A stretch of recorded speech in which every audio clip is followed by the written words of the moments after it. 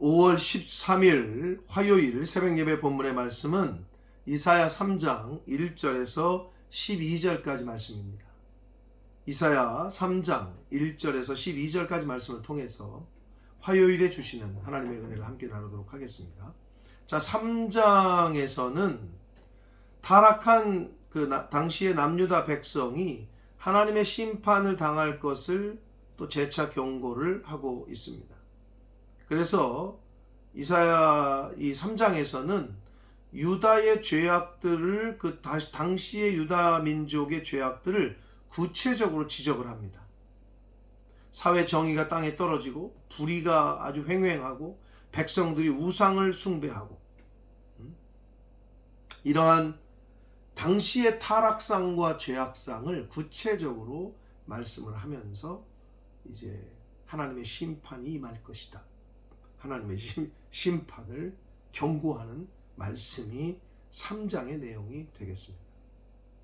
그래서 1절부터 3절까지에서는 남유다가 의지하는 모든 것들, 하나님을 의지하지 않고 우상을 의지하고 사람을 의지했던 것들을 하나님이 다 제거하실 것이라는 것에 대한 경고의 말씀이 3절까지 나와 있고, 4절로 7절까지에서는 하나님의 심판으로 야기되는, 하나님의 심판하심으로 그 결과로 발생되는 남유다의 사회 전반의 혼란상을 경고해 주고 있습니다. 8절로 9절까지에서는 남유다의 멸망을 초래한 하나님의 영광을 모독한 행위, 하나님의 영광을 드러내는 게 아니라 하나님의 영광을 모독했어요. 여호와의 이름을 망령되게 일컫게 했어요. 그것에 대한 책망의 말씀을 하시고, 10절과 11절에서는 그럼에도 불구하고 의인에게 복이 있고 악인에게는 화가 있고 행한 대로 행위에 따른 보응, 행한 대로 갚아주리라 하신 말씀대로 행위에 따른 보응의 말씀을 하시는 말씀이 10절과 11절에 나타나 있습니다. 그리고 오늘 보는 그 구절의 마지막 구절인 12절에서는 지도자들이 백성을 잘못된 길로 인도하는 그러한 당시의 현실을 아주 안타까워하는 내용이 기록이 되어 있습니다. 한 절씩 보도록 하겠습니다. 1절입니다. 보라, 주 만군의 여호와께서 예루살렘과 유다가 의뢰하며 의지하는 것을 제하여 버리시되 하나님을 의지하지 않고 하나님이 아닌 다른 것들을 의지하는 것들을 하나님이 다 제거하시겠다. 곧 그게 뭐냐? 그가 의지하는 모든 양식과 그가 의지하는 모든 물과 용사와 전사와 재판관과 선지자와 복술자와 장로, 그리고 3절 50부장과 귀인과 모사와 정교한 장인과 능란한 요술자를 그리하실 것이다. 즉 사람이건 의지하는 그게 그 바위건 나무에도 비리고 막 그러잖아요. 잘못된 모든 우상들, 그리고 용사 전사, 재판관, 군사력, 또는 타락한 선지자, 거짓 선지자, 그리고 50부장, 지도자들, 우상을 만드는 사람들, 이 모든 것들을 하나님이 제거하시겠다 라고 말씀을 하십니다.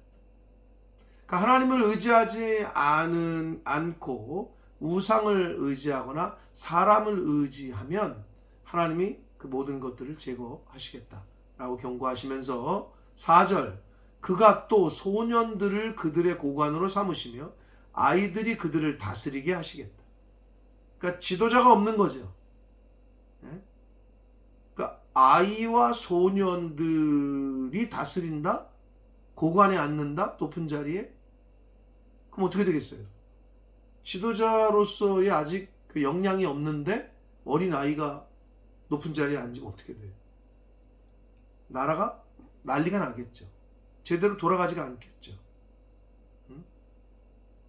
여러분, 지도자를 세울 때 정말 우리가 기도해야 되고 잘 세워야 되는 이유는 정말 하나님을 섬기고 백성들을 잘 위해서 하는 정치를 하는 또 인도하는 그런 지도자를 합당한 지도자를 세우지 못하면 어떻게 돼요? 그 값은 그 결과는 온전히 그 국민들이 온 공동체가 고통을 당하게 된단 말이에요. 어떻게 보면 우리나라 요 근래의 모습이 아주 그대로 합당한 지도자를 세워야 됩니다. 어린아이와 같은 아이, 소년 같은 아이가 지도자가 되면 그 사회는 아주 고통이 뒤따르게 될 것이다. 5절 백성이 서로 학대하며 각기 이웃을 잔해하며 아기가 노인에게 비천한 자가 존귀한 자에게 교만할 것이고, 그러니까 뭐 사회 혼란, 사회 질서가 파괴되고 무질서가 되고 혼란스러울 것이라는 것을 이야기하십니다. 6절 혹시 사람이 자기 아버지 집에서 자기의 형제를 붙잡고 말하기를 내게는 겉옷이 있으니 너는 우리의 통치자가 되어 이 폐허를 내 손 안에 두라. 이게 무슨 말이냐면요, 그러니까 형제들 중에 좀 돈이 있는 형제가 있으면 네가 지도자 해. 그래서 이 사회에 지금 이렇게 어려운 폐허가 된 이 사회를 네가 좀 다스리고 통치해봐. 사회가 완전히 그냥 혼란에 빠진다는 의미를 얘기하고 있는 거예요. 그러면서 7절 그날에 그가 소리를 높여 이르기를 나는 고치는 자가 되지 아니하겠노라. 내 집에는 양식도 없고 의복도 없으니 너희는 나를 백성의 통치자로 삼지 말라. 서로 책임을 회피하고 나 없다, 나 못한다, 내가 어떻게 하냐, 이런 사회의 혼란이, 무질서가, 혼돈이 있을 것이다 라고 말씀을 하십니다. 언제? 여호와의 날에, 그날에, 심판의 날에. 8절 봅니다. 예루살렘이 멸망하였고 유다가 엎드려졌음은, 여기서 좀 이상하죠. 예루살렘이 멸망할 것이고가 아니라 완료 시제를 쓰고 있어요. 멸망하였고 유다가 엎드려질 것이 아니라 엎드려졌음은 이래요. 여러분, 시간상으로 볼 때는 이사야서가 쓰여질 당시에는 남유다, 즉 예루살렘이 멸망하기 전 약 150년 전이었어요. 그런데 시제적으로 완료 시제를 쓰고 있어요. 사랑하는 성도 여러분, 하나님의 말씀은 사실 모두 완료형이에요. 아직 미래에 일어나지 않은 일도. 왜? 하나님이 통치자고, 하나님이 주관자고, 하나님이 시간의 주인이시기 때문에 그렇습니다. 그러니까 하나님이 말씀하신 거는 이미 완료됐다고 보는 거예요. 그래서 여기서 이 완료 형태를 쓰고 있다. 예루살렘이 멸망당하기 전이었어요. 근데 이미 하나님이 완료 시제를 쓰고 있어요. 멸망당할 것이었기 때문에 그렇습니다. 이게 굉장히 중요합니다. 그래서 그렇게 미래 시제지만 완료 형태로 쓰고 있다. 예루살렘이 멸망하고 유다가 엎드려지는 이유에 대해서 이야기하기를 그들의 언어와 행위가 여호와를 거역하여 그의 영광의 눈을 범하였기 때문이다 라고 말씀합니다. 결국 이 이스라엘 백성들의 말과 행동이 하나님께 불순종하고 하나님을 거역했기 때문에 하나님의 영광의 눈을 범했다 이렇게 되어 있는데, 이거는 하나님의 얼굴, 눈이 얼굴에 있잖아요. 즉 하나님의 얼굴은 하나님의 임재를 의미하거든요. 그러니까 하나님이 임재하시지 못하게, 하나님의 영광이 거하지 못하게 너무 부패하고 타락하고 죄를 범했다는 거예요. 그래서 예루살렘은 멸망당할 수밖에 없다라는 말씀을 이렇게 하고 계십니다. 9절 봅니다. 그들의 안색이 불리하게 증거하며 그들의 죄를 말해주고 숨기지 못함이 소돔과 같으니 그들의 영혼에게 화가 있을 것이고 그들이 재앙을 스스로 취하였다라고 말씀합니다. 소돔과 같다는 것은 당시에 소돔과 고모라는 아주 음란하고 방탕하고 하나님의 법은 말씀은 온데간데 없고 죄가 가득한 곳이었단 말이에요. 그래서 불심판을 받았어요. 예루살렘이 당시에 그랬다는 거예요. 죄에 대한 부끄러움도 없고 아주 뻔뻔하고 그런 일들이 당시의 남유다의 사회상이었기 때문에 하나님은 심판하실 수밖에 없었다. 이것을 지금 이사야가 기록을 통해서 우리에게 오늘날 알려주고 있는 겁니다. 10절 봅니다. 너희는 의인에게 복이 있으리라 말하라. 그럼에도 불구하고 하나님의 심판의 때에 의인들은 하나님의 말씀에 순종하고 하나님을 의지하고 사람이 아니라 재물을 의지하지 않고 우상을 숭배하지 않은 의인들은 복이 있을 것이다. 그들은 그들의 행위의 열매를 먹을 것이다. 11절까지 봅니다. 악인에게는 화가 있을 건데, 즉 의인에게는 복이 있고 악인에게는 화가 있을 것인데 이는 그의 손으로 행한 대로 그가 보응을 받을 것이다. 뿌린 대로 거두리라. 행한 대로 거두리라. 의인이 하나님 보시기에 의를 행하면 복을 받을 것이고 악인이 하나님 보시기에 악을 행했으면 그 행한 그 값을, 심판을, 보응을 받을 것이다 라고 말씀을 하시고 있습니다. 마지막 12절 봅니다. 내 백성을 학대하는 자는 아이요 다스리는 자는 여자들이라. 이게 무슨 의미냐? 비유인데요. 당시에 이스라엘 백성들의 지도자의 연약함과 타락함, 나약함 이런 것들을 보여주는데 이 당시로 봤을 때 아수르의 우상을 섬기고 아수르에게 굴복한 아주 나약했던 왕이었던 제12대 남유다의 12대 왕인 아하스 왕을 빗대서 얘기한 것으로 많은 학자들은 보고 있습니다. 아무튼 당시의 지도자들이 아이였고 연약했고 나약한 여자들 같았다. 그러면서 내 백성이여 내 인도자들이 너를 유혹하여 내가 다닐 길을 어지럽혔다. 잘못된 길로 인도했다는 거예요. 지도자들이. 네? 사랑하는 성도 여러분, 옛날이나 오늘날이나 마찬가지입니다. 지도자가 잘못되면, 가이드가 잘못되면 그 여행은 힘들어져요. 백성의 지도자가 잘못되면 그 백성들은 고통을 받아요. 교회도 마찬가지고 어느 단체도 마찬가지고 나라도 마찬가지예요. 지도자가 바로 서야 돼요. 좋은 지도자가 나라를 위한 대통령, 교회를 잘 섬기고 푸른 초장으로 양들을 인도하는 목회자, 그런 리더. 사랑하는 성도 여러분,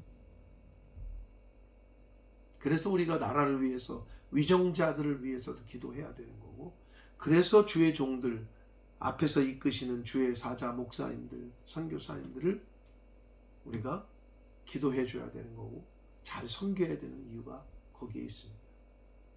사랑하는 성도 여러분, 예루살렘 하나님의 그 임재가 있는 곳이었고 홀리 시티라고 하던 곳이었고 홀리랜드, 거룩한 땅이라고 했던 그 땅이 하나님의 심판으로 역사 속에서 멸망을 당합니다. 왜 그렇게 될 수밖에 없었는지를 지금 이사야서를 통해서 우리는 지금 그 과정을 보고 있는 거예요. 그럼 나는 어떡하냐? 나의 신앙생활, 우리 교회의 모습은 어떠냐? 이걸 비교해 봐서 이런 모습이 우리에게도 있다면 빨리 철저하게 회개하고 돌이키고 끊어버리고 해야 하나님의 은혜 안에, 하나님의 영광 안에, 하나님의 복을 받는 그러한 복된 인생을, 복된 교회가 되지만, 그렇지 않으면 이 예루살렘에게 내리셨던 그 심판처럼, 유다 백성에게 내리셨던 그 심판처럼 우리의 그 죄로 말미암은 그 벌은, 보상은 분명히, 보응은 분명히 받을 것이다. 사랑하는 성도 여러분, 어제도 말씀드렸지만 다시 말씀드립니다. 하나님의 심판의 궁극적인 목적은 회복입니다. 정죄가 아니라 회복입니다. 이걸 잊지 마시고 내 주변을 잘 살피고 성령의 음성에 민감하게 반응하여 회개할 거 회개하고 돌이킬 거 돌이키고 끊을 거 끊고 버릴 거 버리고 할 수 있는 하나님의 자녀요 천국 백성된 저와 여러분이 되시기를 예수 그리스도 이름으로 축복합니다. 살아계신 하나님 아버지, 감사와 찬송과 영광을 올려드립니다. 하나님의 은혜로 오늘도 하나님의 말씀을 들음으로 한 날을 시작합니다. 아버지, 이사야 선지자를 통하여 유다의 이스라엘 백성들에게 외쳤던 그 말씀과 그 교훈을 저희가 하루하루 오늘날 그 말씀을 통해 교훈받고 또 다시 한번 되새김하게 됩니다. 아버지, 나의 모습은 어떻습니까? 나의 공동체, 내가 속해 있는 교회의 모습은 어떻습니까? 하나님, 하나님의 심판이, 하나님의 징계가 아버지 나를 회복하시기 위함이고, 아버지 그 공동체를 회복하고 그 공동체를 바로 다시 구원의 그 영광에 참여하게 하기 위해서 징계하시고 심판하신다는 것을 다시 한번 깨닫게 하시고, 주님, 사람이나 재물이나 권력이나 아버지 이런 것들을 의지하지 말게 하시고 온전히 하나님만 의지하고 온전히 하나님 말씀에 붙들림 받으여 하나님의 그 말씀에 순종하며 살아가는 한 날 한 날을 사는 저희들이 되도록 주님 은혜 내려 주옵소서. 예수 그리스도 이름으로 축복하며 기도 올려옵나이다. 아멘.